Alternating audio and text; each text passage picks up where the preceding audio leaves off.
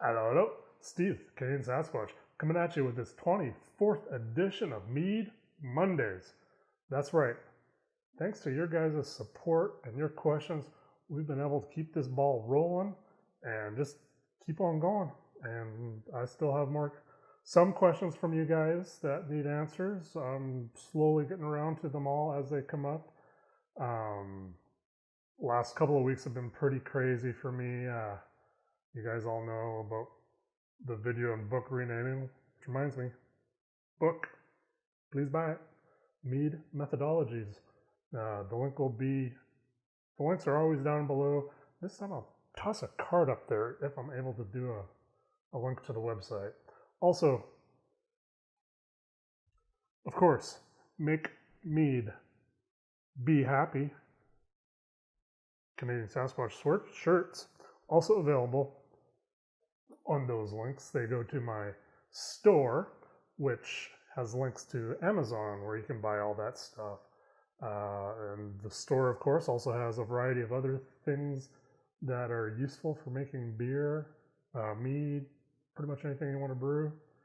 Mostly mead related, of course, since that's what we talk about here. We talk about mead for the most part.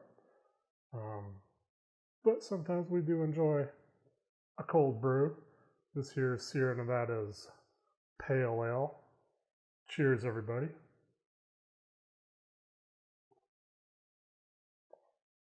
Sometimes you just need a classic American Pale Ale. Sierra Nevada's. All right, so with all that taken care of, let's get into this week's question, which is recipe building. How do we go about doing it? The way that I go about doing it is I come up with a flavor profile in my head. I envision flavors and I think to myself, that sounds like a good mead. Or I see a bunch of fruit and I'm like, that fruit will make a good mead. One of the cases with the fruit is when several years ago, blood oranges came out in abundance. I really like blood oranges, so I was like, that would make a good mead. And it did. It did make a good mead. Like flavor combinations, off the top of my head, my chocolate vanilla Bochette that was aged on oak. There's a lot of flavoring going on in that. So how do I come up with a recipe along those lines?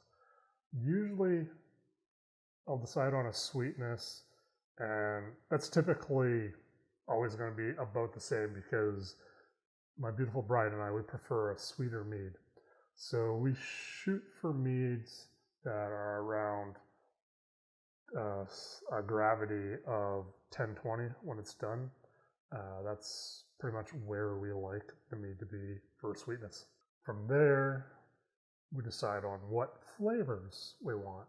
So let's go back to the chocolate vanilla Bochette. I knew I wanted to do a Bochette specifically because I found some honey that was already had caramel notes in it.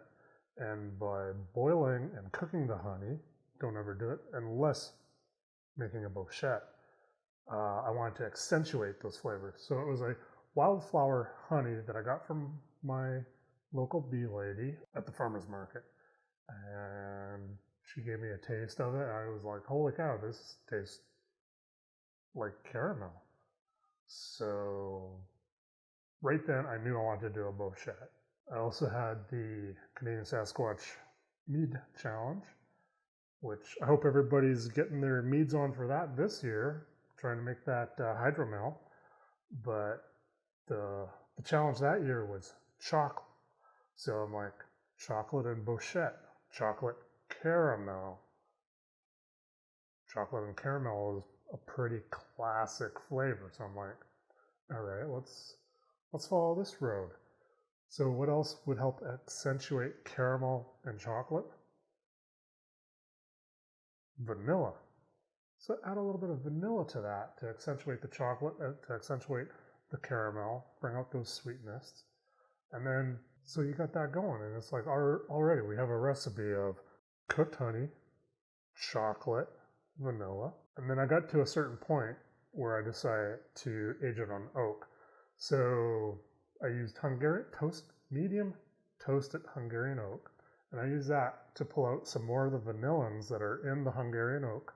So Hungarian oak is known for vanillins and adding a little bit of sweetness, but there's just a perception of sweetness because the tannins that are added to the mead from the wood dries it out, or it gives you the perception of being dried out. So it ends up not being as cloying or as sweet, but you also get a little bit of that sweetness coming back from the oak. And so there you have it. You've got a chocolate vanilla Bochette that was aged on Hungarian oak, and it turned out really well. We only had a year to do that, to make that mead, and which is hard to do with chocolate. Chocolate is a hard ingredient to work with within a year because of how chocolate is. So yeah, that's how I did that one. Doing blood orange, I just wanted that fruit flavor. So for that one, I actually went looking for yeast. See, now we're bringing in the yeast. I wanted a yeast to help retain the color because blood oranges are a gorgeous red color, but also to accentuate the citrus flavor. The first year, I don't remember what yeast I used the first year, but the second year I used RC 212, which helps accentuate citrus flavors. Didn't quite retain the color that I wanted, but the flavoring was just, that mead tasted like orange marmalade. It was phenomenal. So you look at yeast profiles and what their esters and that will bring to the table when you're fermenting with them. And you can play around with that by changing the temperature. So if you want a little bit more of the esters or the phenolics that a yeast produces to accentuate a flavor, then you raise that temperature up. If you want super clean yeast, then you just get a super clean yeast and let all the flavors of the honey and all that comes about. And so yeah, so you want to pick your flavors, pick yeast that accentuate the flavors that you're looking for, combine those, and there you go. And of course, one of the main ingredients of mead, honey. You want to pick a honey that melds with the flavors that you're trying to work with. Like I mentioned with the chocolate vanilla Bochette, I had wildflower honey that had some caramel notes to it. So I used that honey, turned it into a Bochette to bring out more of those caramel notes. You want to make a citrusy mead? Use orange blossom or grapefruit blossom. You want to make a mead that has certain flavors coming through, but not so much on the honey, then use a light honey like a clover or an alfalfa. When we're making Joe's Ancient Orange, we want a light honey. The recipe specifically states clover. And that's because we want a little bit of that orange, that cinnamon, that clove, etc. to come through. So we have that nice orange spice happening. Now, if we used a darker honey, like a buckwheat or a cranberry or any of those like really dark honeys, we wouldn't have those flavors because the darker honeys have a stronger flavor. Like buckwheat is notorious for having a thick, earthy, molasses-like flavor, which will overpower a lot of other ingredients, especially in mead, because a lot of time the meads are very light to start with, light flavoring. Like you take a traditional, usually traditionals are made with orange blossom or wildflower or all these lighter honeys. So that you get that light honey flavor and not a specific heavy dose of flavor. My beautiful bride wanted to try a Joe's Ancient Orange, and instead of using the allspice, or I'm sorry, the clove in it, we used anise. So it has a nice licorice flavor. Now, that's an overpowering flavor in itself, so if you want something with licorice, then you use anise. If you randomly use anise with some other flavors, it may not work. Other combinations that you might want to stay away from appear to completely clash. Can't really think of any clashing flavors right at this moment, but if you think in your head that, like say, let's the anise and then, well, buckwheat, let's put those two together. Those two would clash a little bit, but on the flip side of it might also be really good. So experiment with your flavors. If you think in your head that it will not taste good, don't do it. If you think it will not taste good, maybe make a small batch and just see what happens. Make a 1 gallon batch, see what the flavors taste like. A lot of my recipe building comes from my cooking background. It's like, I don't really have a cooking background, but I grew up cooking with my mom in the kitchen, coming up with all these different flavors and stuff, using the different spices and different ingredients to make different meals and stuff. And it's the same with meat. It's like you use flavors to help accentuate each other to bring out the best of those flavors in whatever you're making. It's like if you're making a spaghetti, you're going to use basil, oregano, onion, garlic. You're not going to use anise, chocolate, and the like. You want those classic flavors. Now, if you're going to use anise and chocolate in a sauce, I'd add a little bit of cinnamon and some, I don't know, ancho peppers. And all of a sudden, it's no longer spaghetti sauce you're making, but it's a mole sauce.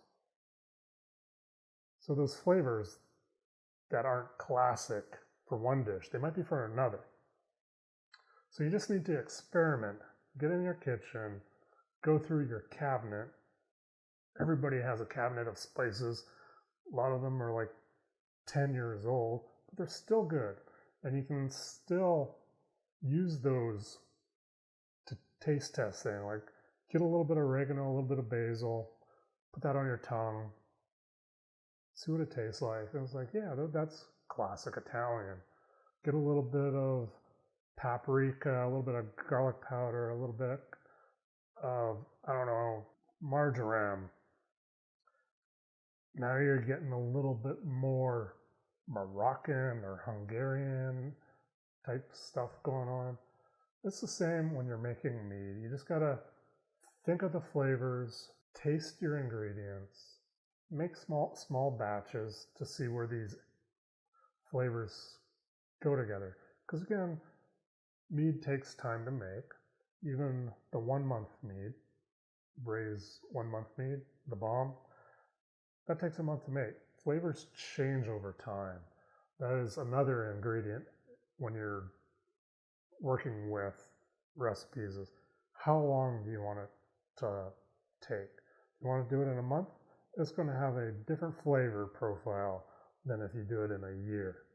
So just got to take your ingredients, taste them, experiment with them. If you don't want to take the time to make 1 gallon batch of a specific flavor, make a 3 or a 5 gallon batch of a traditional, just honey, water, yeast, nutrients, traditional, and get that all done up, make it a bomb, Do it in a month. And then add different ingredients to a glass of that mead. Stir it up, wait 30 minutes. Let the mead absorb the flavors of what's in there and see what that tastes like. Now, it's not going to be the same as if it had been aged for a week or two, but it will give you an idea. So it's all about experimenting with different flavors to come up with the different flavor profiles for whatever you're making, be it mead, be it beer, be it a pasta dish. It's all pretty much the same. And that, my friends, is pretty much all I got on creating a recipe for the flavors. After you're done with coming up with the flavor profile, then it's a matter of adding the nutrients to help those yeast be happy. And that's an easy peasy part at that after all that's done. So that's it, my friends. That's all I got for this Mead Monday. Thank you for watching all these videos. Thank you for giving me the thumbs ups. Thank you for the comments and the questions. Please keep those comments and questions and thumbs ups going down below. And if you don't like the video, give me that thumbs down. It won't hurt my feelings. But if you give me a thumbs down, please let me know why you're giving me a thumbs down, so that in the next video, I can fix that. And turn your thumbs down into a thumbs up. Sounds good? Everybody good? All right. With that, my friends, I should have a pint of awesome, because I know I will. Cheers, everybody.